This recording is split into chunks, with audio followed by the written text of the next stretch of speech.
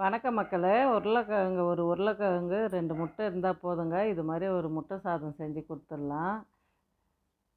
Taste வந்து சூப்பராக இருக்குங்க. கடாயில் எண்ணெய் ஊற்றுங்க.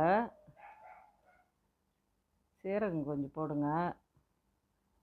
உருளைக்கிழங்கு வந்து குட்டி குட்டியாக கட் பண்ணிக்கோங்க. கருவேப்பிலை போட்டு நல்லா வதங்கட்டுங்க. பூண்டு போடுங்க. பச்சை மிளகாய், வெங்காயம் ஒரு கைப்பிடி தேவைன்னா ஒரு ஆளுக்கு சாப்பாடு கட்ட போகிறேங்க. நீங்கள் வந்து உங்கள் வீட்டில் ஒரு உருளைக்கிழங்கெல்லாம் வச்சு செய்ய முடியாது. டேஸ்ட்டு வந்து அட்டகாசமாக இருக்கும். உருளைக்கிழங்கு தேவையான உப்பு போட்டுக்கோங்க. நல்லா வதக்குங்க. வதக்கி மூடி வைங்க.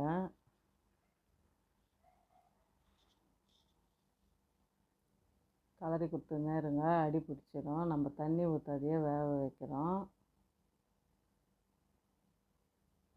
நல்லா கலரி கொடுத்துன்னே இருங்க. உருளைக்கிழங்கு நல்லா வெந்துடுச்சுங்க. இப்போ வந்து மிளகுத்தூள் போடுங்க. 1/2 ஸ்பூனு. மஞ்சத்தூள் போட்டுக்கோங்க. கறி மசாலா போட்டுக்கோங்க. வீட்டு குழம்பு மிளகாத்தூள் போட்டுக்கோங்க. நல்லா கலரி கொடுத்துட்டு முட்டை வந்து 2 உடச்சி ஊற்றிடுங்க.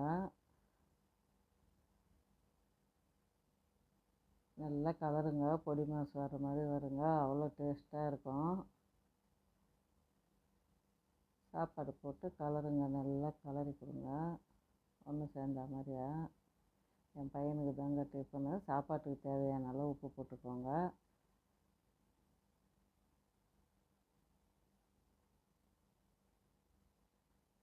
குழம்பு இல்லைன்ட்டு அந்நேரத்துக்கு தேட வேண்டாங்க இல்லைங்க. உருளைக்கிழங்கு முட்டை இருந்தால் இது மாதிரி ஒரு சாதம் செஞ்சு கொடுத்துடலாம். பிடிச்சிருந்தா லைக் பண்ணுங்கள், ஷேர் பண்ணுங்கள்.